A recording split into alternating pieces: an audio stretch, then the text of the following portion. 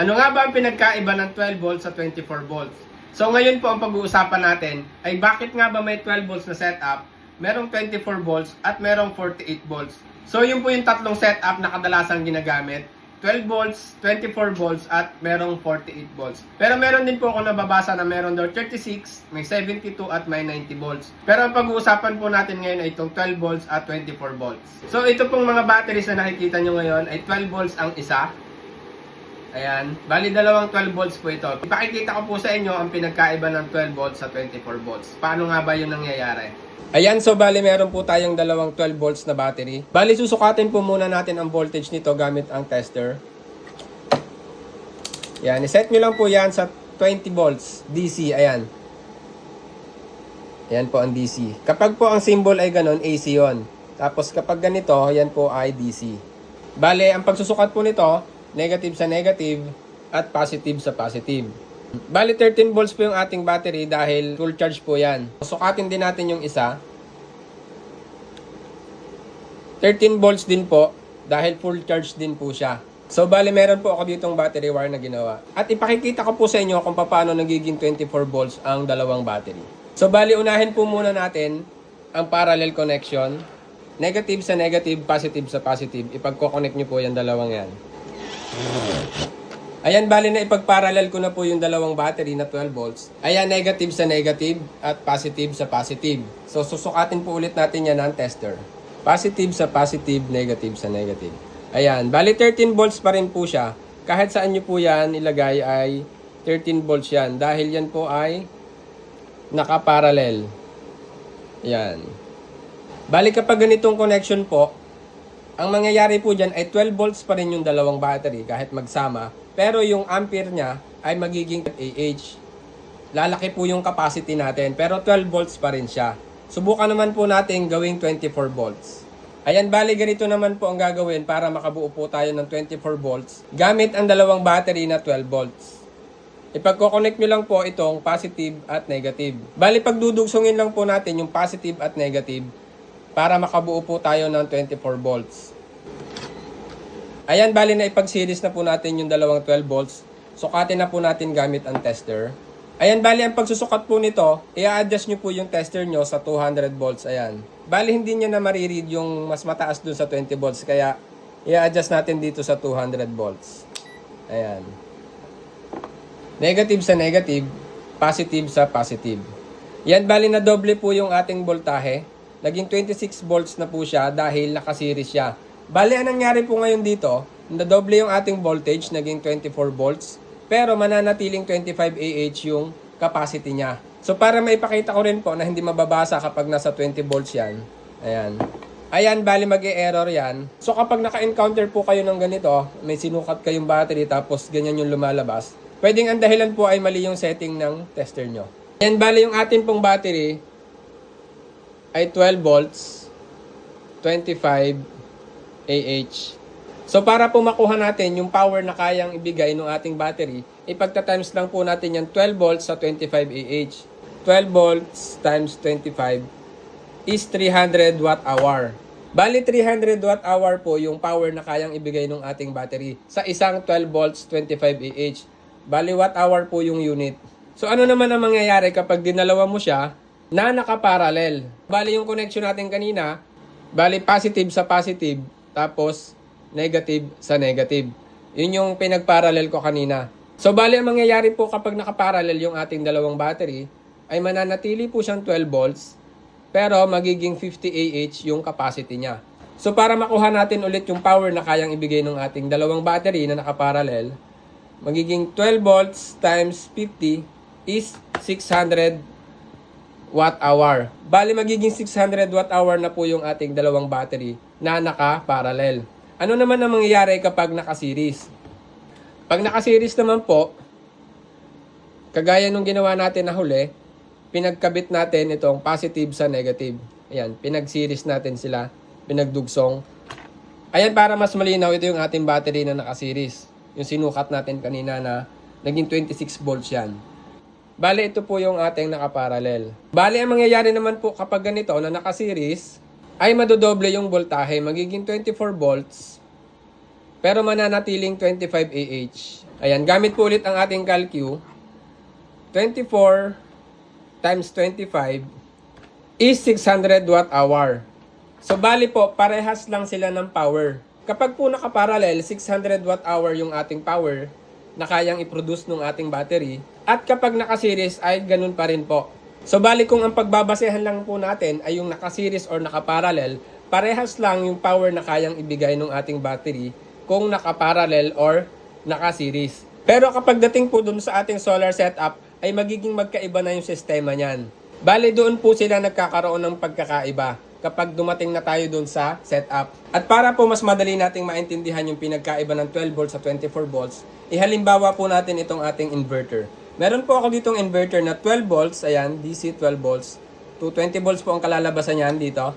Bali yun po ang trabaho nito, ang i-convert yung 12 volts na battery sa 220 volts, ayan dito.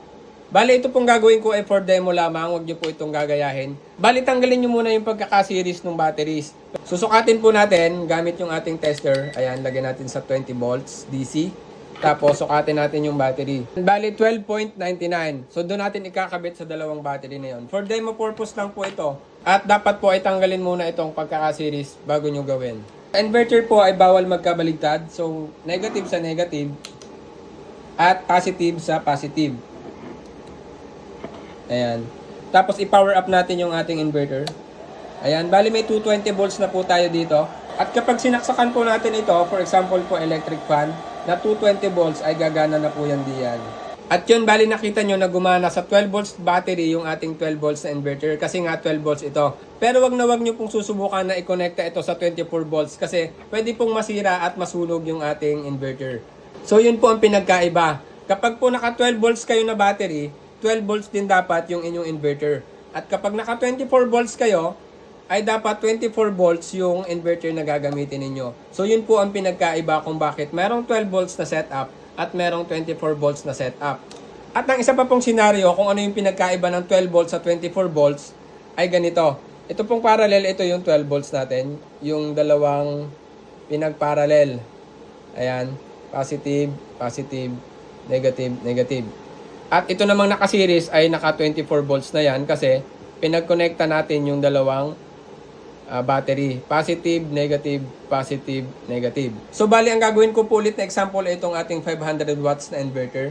So ito po ay 12 volts. Kung ang atin pong inverter po yan, ay 500 watts, 12 volts. At i-connecta nyo po yan dito sa ating battery, ay kailangan natin ng wire. Ngunit anong sukat ng wire na gagamitin natin doon? So, bali, computein po natin, 500 watts, divide, dahil 12 volts po yung ating battery, di-divide niyo po yan sa 12 volts. 41.66. Bali, magdadagdag pa po tayo ng safety factor para po dun sa continuous power output, sa continuous load ng ating inverter. Times 1.25 is 52 amps. Bali 52 amps po yung ampacity ng wire na kailangan natin gamitin. At pwede na po natin gamitin dyan yung silicone wire na 8AWG ito. Yan, pang battery wire po ito. 8AWG yung sukat dahil po ito ay umaabot ng 40 hanggang 55 amps. Wag lang po kayong lalagpas ng 3 feet. Bali wag nyo lang pong masyadong hahabaan yung ating battery wire. At pag lumagpas po kayo ng 3 feet ay hindi na po pwede ang 8AWG sa 500 watts. So, meron na po tayong wire papunta doon sa ating inverter. At para naman po malaman yung sukat ng circuit breaker na gagamitin nyo dito, circuit breaker, bali ito ay 8AWG wire na may ampacity na 40 to 55 amps. Bali para malaman nyo naman po kung ano yung circuit breaker na kailangan gamitin dito, ay dito na din kayo mag-base sa 52 amps. Kung meron pong 55 amps, ay yun yung gamitin nyo. Pero sa palagay ko ay 60 amps na yung kasunod niyang 50 amps. So ang advice kasi dapat ay hindi ka mag-round down. Pero pag sa inverter ay hindi naman kasi yan dapat sagarin, pwede na po dyan ang 50 amps. Kasi hindi mo naman sasagarin yung 500 watts. Kung kaya pwede na yung ating 50 amps na circuit breaker ang gagamitin dito. So bali dumako na po tayo dito sa ating 24 volts. Ito po ay mas maganda kaysa sa 12 volts. Yun po talaga ang pinagkaiba ng 12 volts sa 24 volts. Mas maganda ang mas mataas yung voltahe dahil mas mababa yung amperahe. para po may paliwanag ko, ay magkukwenta din po tayo tulad nito. So, bali dito ay 500 watts din po yung ating inverter. Ngunit, ito po ay 24 volts na. Yung bibilhin nyo ay hindi 12 volts. Ito, dapat ay 24 volts yung nakalagay dito. Parehas lang sila ng power, parehas lang din sila ng battery. Kapag ikinonekta mo yan dyan, ay anong wire yung gagamitin mo. So, bali ganito po yan. 500 watts divide 24 volts dahil 24 volts nga yung ating battery. 20.83. Dagdagan natin ng safety factor para sa continuous load. Bali 26. Kung magra-round off po kayo ay pwede na dyan ang 30 amps na circuit breaker. Pero dahil nga po hindi naman natin sinasagad yung ating inverter, pwede na po dyan ang 25 amps na circuit breaker. So ano naman yung wire na kailangan gamitin mo dito? Ay 12 AWG. Dahil ang 12 AWG po ay 20 hanggang 30 amps. Bali 12 AWG. Yun pong 12 AWG ay mas maliit dito sa ating 8 AWG. At dahil po mas maliit yung 12 AWG dito, ay mas mura din po ang presyo nun. Pagbaba po ng amperahe, pagtipid ng wire, pagbaba din ng amperahe ng ating circuit breaker, at pag-efficient po dahil less heat po, mas mainit po ang pinuproduce kapag mas mababa yung voltahe. At dahil mas mataas po yung ating amperahe kapag naka 12 volts, mas mainit din po yung pinuproduce ng ating system gaya ng wire ng inverter. At dahil mas mainit po, ay mas malaki yung power loss ng ating system. Unlike po sa 24 volts, dahil nga mas mababa yung amperahe, ay mas lesser yung init na pinuproduce ng ating system. At lalo na kapag nag 48 volts ka. So bali yun po para sa mga nagtatanong, sana po ay nalinawan kayo dito sa aking video. At uulitin ko po, ako po ay DIYer lamang, hindi po ako professional, hindi po ako nag-i-install at hindi rin po ako nagbebenta. Bali, sinishare ko lamang po kung ano yung nararanasan ko doon sa aking mga solar setups na ginagawa ng do-it-yourself or tinatawag na DIY. So sana po ay may natutunan kayo sa video na ito. At kung meron man po, pwede po bang pakishare para malaman po ng iba. Maraming salamat po.